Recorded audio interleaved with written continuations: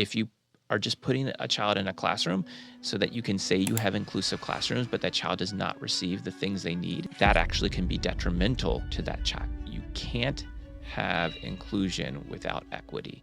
The best method to educate an individual, I think there isn't a one size fits all. Now, I said this and it sounds really, really simple, but that is not the case. We have a better and better understanding why Alzheimer's happen. We do not necessarily have the treatment that stops or reverses it at this point. Is there any resources like parents can go? I would say a couple great places to go to think about resources. So number one, I often think that a lot of behaviors arise when there is this imbalance, behaviors that are common. Stop and flop. I'm frustrated, so I go down on the floor and I have a tantrum and I say I'm not moving. Or physical communication. I hit somebody. Is that those behaviors are communicating something. The best way is if that child is safe, is to actually walk away.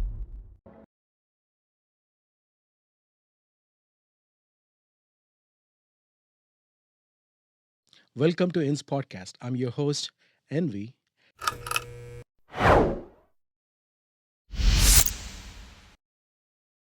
Lot of other conditions like in a Down syndrome population, like ear problems, eye issues, or anything like a sleep apnea. Those are like 100% can be cured, addressed through various procedures and everything. But what about Alzheimer's? Um, do you have like for any no population has a medicine for Alzheimer's? Like, do you have a treatment and cure for that? There are a lot of health challenges that we often see throughout the lifespan of individuals with Down syndrome, and often there are great treatments for it.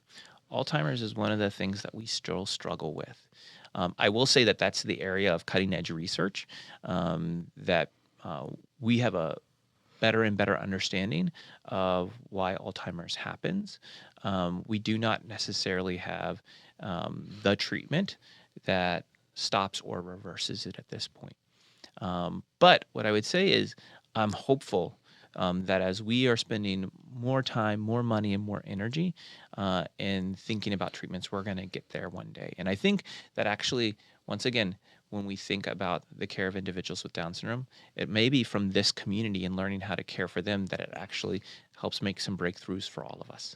Like we talked a lot about learning support and other areas where parents can do. Do you have any resources? Like when I mean you, a children's hospital or the Down Syndrome Association, is there any resources like parents can go and find? Because there are like tons of uh, information on the internet, but like if anything in the local INS community or Pittsburgh area, greater Pittsburgh area, they can easily access like. I would say a couple great places to go to think about resources. So number one, if you're in Western PA, connecting with the Down Syndrome Association of Pittsburgh. They have a website, and you can see both. They have a couple different ways to access resources. So they have a regular educational series that is virtually given and often recorded. And so you can go and look, and they have topics across the spectrum of different things that can be important. Healthcare, but also a lot of things on the everyday life and thinking about specific questions around feeding or thinking about how you access educational needs. So a lot of different resources there, and that's really great for our Western PA community. I would also say they have a lot of different access to community events as well. So you can meet other families and be able to make relationships, and some of that next to peer-to-peer support is really important. And then if we back up and we look more nationally, I would say that there's 3 great organizations that if you're going to access information, I would trust their information. And the first one is the Down Syndrome Medical Interest Group. So that's the organization I'm a part of. It is a healthcare organization that's meant to educate healthcare professionals to make sure that we know all the cutting edge information around the care of individuals with Down syndrome. But we have a website and families can access that. One of the things that's really powerful, no matter where you're at in the country, if you go to the Down Syndrome Medical Interest Group USA, you can actually search and say, is there a provider, a healthcare professional around me that's part of this organization? And you can know that they're an individual who has experience and expertise. So it can be a clearinghouse for finding different professionals. The other two organizations are more targeted to families. So, like I said before, there was one called NDSS, National Down Syndrome Society. Really strong advocacy community. They have a lot of resources that are short pamphlets, and they also do have a couple conferences that target about education. And a great example is they recently created a pamphlet for women's health in Down syndrome. So, what are the women's health needs as women age? And it kind of focuses very specifically. And people haven't done a lot of work, so it's a great clearinghouse to optimize that specific topic. The other great organization I would say is the National Down Syndrome Congress, so NDSC. And they have an annual conference that you can attend. It goes all over the country, and it's a great conference, usually a few days long. And once again, it's a time where you can go and learn about any different topic, from educational to healthcare to developmental needs to advocacy. And they just have a great opportunity to kind of just meet other people across the country, but also get to hear some great workshops to kind of expand your knowledge about Down syndrome. And so I would say those would be kind of three great organizations if you want to look on websites and get information: Down Syndrome Medical Interest Group, National Down Syndrome Society, and the National Down Syndrome Congress, which are more national organizations. Yeah, one thing I want to add is like the Down Syndrome Association also gives scholarships and every year to attend the Down Syndrome annual event. Is that still taking place? Yeah. So, yeah, we actually a few years ago, 2019, the National Down Syndrome Congress was in Pittsburgh. And so that's one of the times when we really developed those scholarships to be able to do that. But there still is support for families who are trying to go to the National Congress because if you imagine, it can be an expensive process.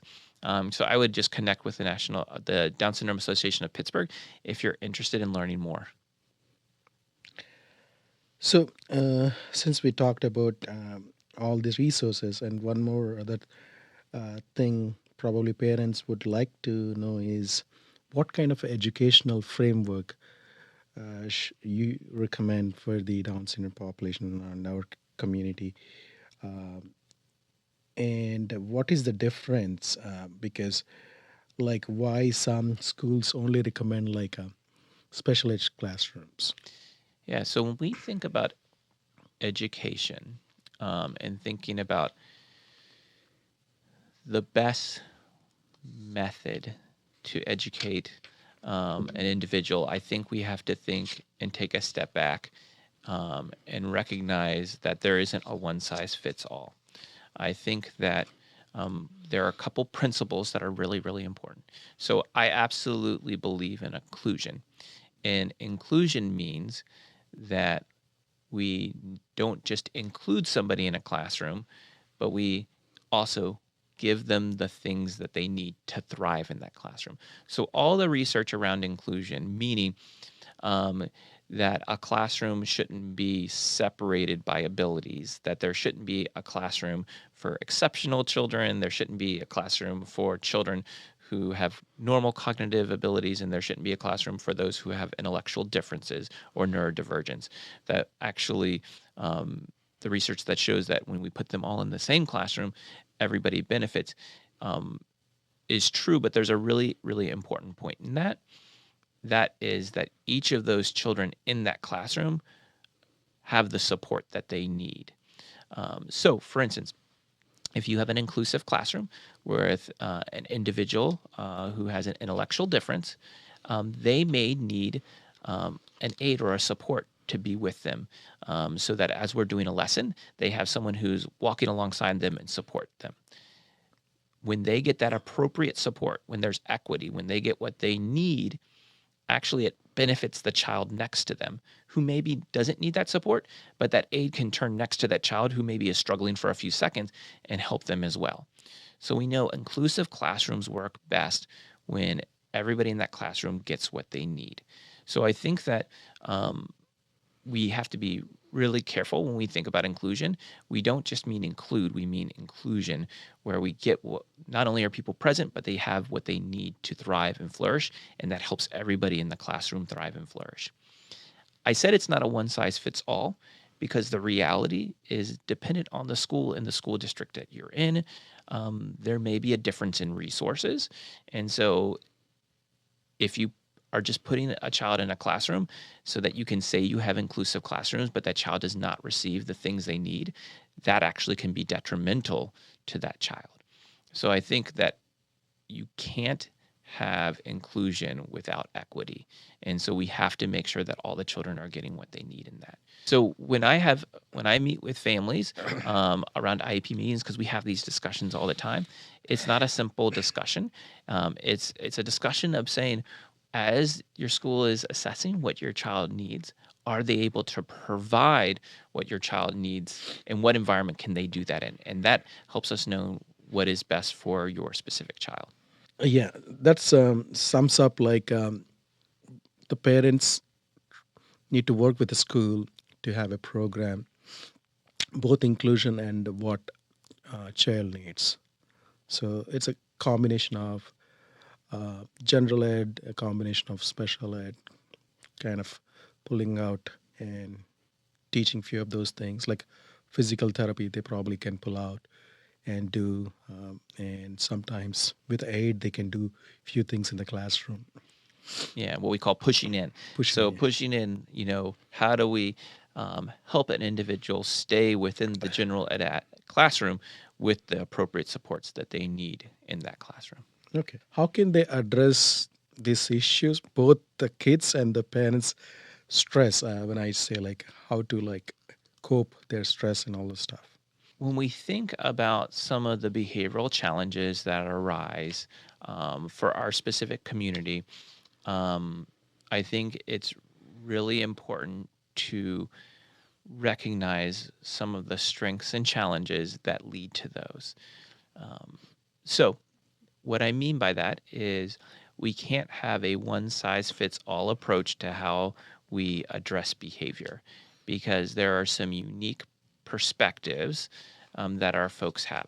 I often think that a lot of behaviors arise when there is this imbalance between social strength, the ability to read the room and wanting to socially connect, and communication, where I may not be able to express everything that I'm thinking inside of my head in a way that allows me to let you know how I feel and what I want. And so when a behavior happens, behaviors that are common, stop and flop. I'm frustrated, so I go down on the floor and I have a tantrum and I say, I'm not moving. Or physical communication, I hit somebody. What we have to see is that those behaviors are communicating something. That individual is trying to communicate something they need.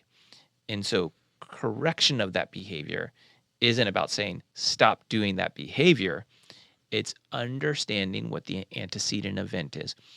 What was that individual trying to communicate? And then I often will have these discussions and say, how we address this is a couple ways. Number one, the best way to correct it is to prevent. And so if we can understand that a behavior is starting to happen over and over again, we have to recognize, what is that child trying to communicate? And is there a way to address that need before we see the behavior? The second piece, though, is that sometimes behaviors are happening, and how do you address the behavior in the moment?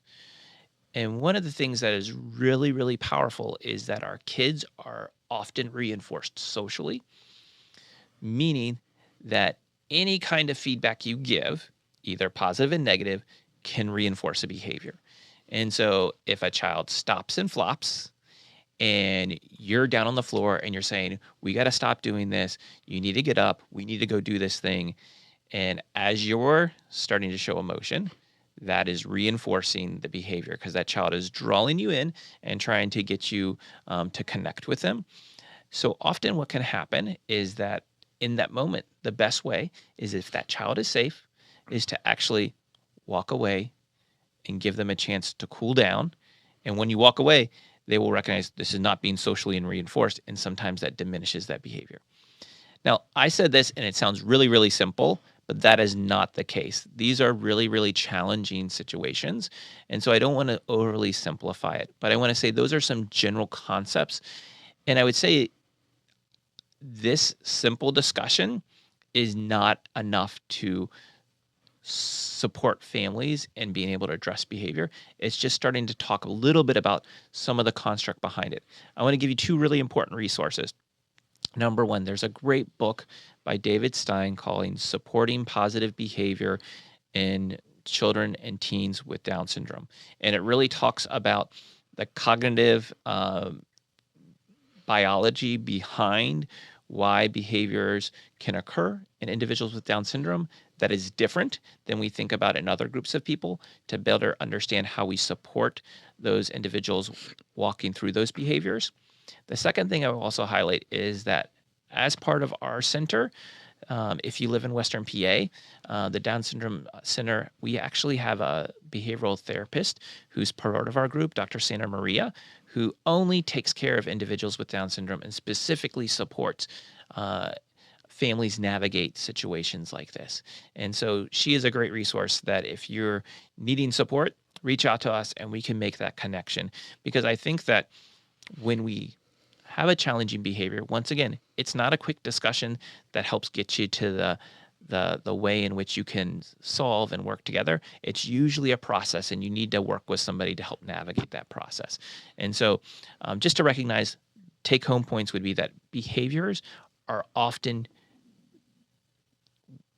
I would say, about communication, not about defiance. And so what is the child trying to communicate, and how do we address that thing they're trying to communicate? And that we have great resources to support you, because we know this is a really challenging piece and we want to make sure you're best supported as possible. That's a great information. Even I wanted to talk about that. Thank you for bringing that Down syndrome psychologist. I heard a lot of people got help from the Down Syndrome Association regarding their child behaviors. Also, I wanted to tell our audience, like, the Down Syndrome Association also provides help to the parents to get some other kind of resources, say, for example, safety bed or something. They also work out with you and getting you some resources available. So there are like a lot of forums and groups exist for the Down syndrome, and they're dedicated to Down syndrome. Since parents often get overwhelmed, I think I asked this question, but could you point to a couple helpful ones? Like you suggested one book recently, and any like couple of websites or anything like that in children's Yeah. hospital? So I would say a couple of great resources. Number one, my colleague, Dr. Velody. If you go to the Children's Hospital website and you look under the Down Syndrome Center, has a podcast series. That podcast series has hundreds of podcasts, and they are podcasts based on specific topics that families have concerns about, from things like potty training Correct. to healthcare transition, to supporting positive behavior, to hypothyroidism, to sleep apnea and the use of CPAP machines. So there's, if you could imagine any question that you might have, there's probably a podcast for it. And he really works to get national experts and local experts to kind of dissect topics to help families understand. Really, really great resource. I think that once again, also, our center really tries to have a multidisciplinary approach, meaning we have different team members who are helping unique aspects. So like I said, Dr. Santa Maria, who helps with some of our behavioral support. We have a transition team that supports a holistic and longitudinal approach of helping young adults move from pediatric to adult-oriented care. And within that, we help address financial planning, legal decision-making. We also think about that education to employment jump. And then also a newer member of our program, Shannon. She is a dietitian who works with a healthy weight management program, who's part of our center. So we're trying to build an infrastructure that supports a holistic view of caring for individuals with Down syndrome. And so those are a couple just resources that are reasons you might want to reach out to the center, or just go to our website. That podcast series is a really great resource as well. Can you tell us like something we can't learn about your work that is not in the public domain? Like I've seen like you're doing this humanity association something. I highlighted this before. I'm one of the roles I have at the med school is I run a program called the Community Alliance Program. The Community Alliance Program is an intervention, an educational intervention for medical students, in which we are trying to teach future physicians to be members of the community. I'm going to take a step back and kind of explain a little bit of the why behind that. So historically, how we train physicians, right, is they go to medical school and they learn everything about the human body, and then they learn everything about how the human body can go wrong, and then they learn about how we fix it. That often creates a mindset that physicians are really trained to be experts and be problem solvers.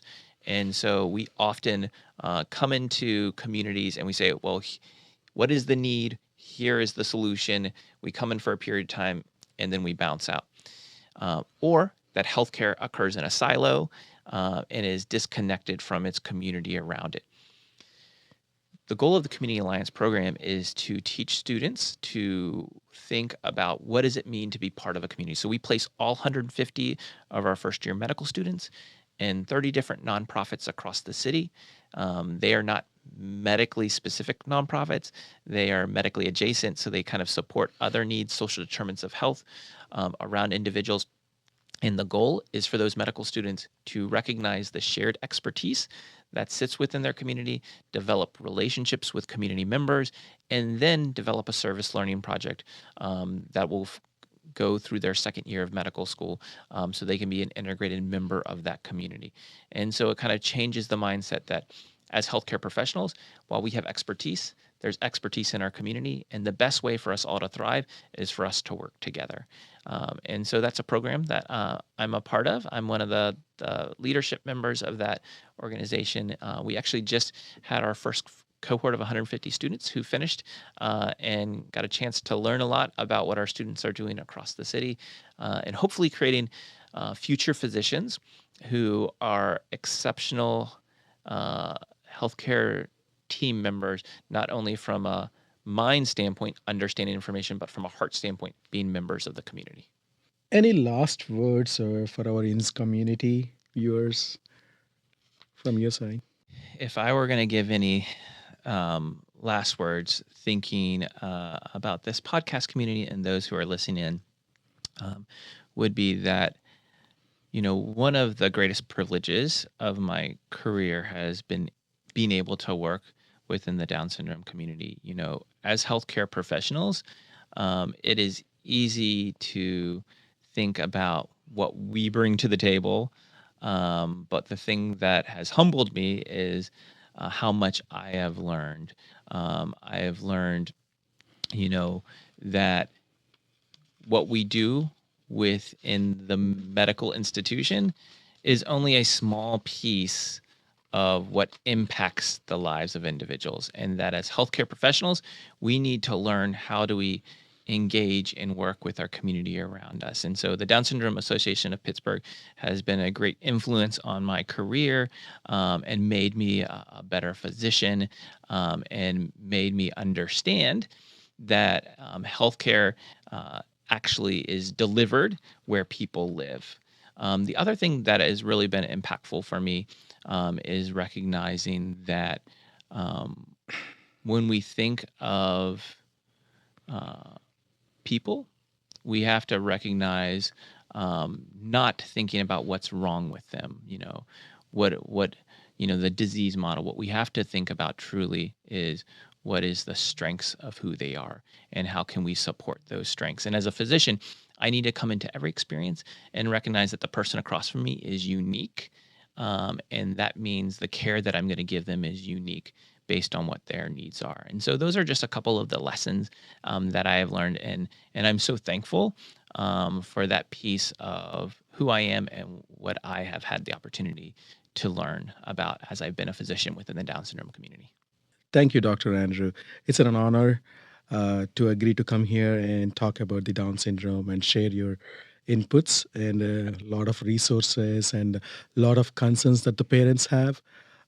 We wanted to work in the future as well with you with the more content and more specific podcast related to Down syndrome and other research areas you work on.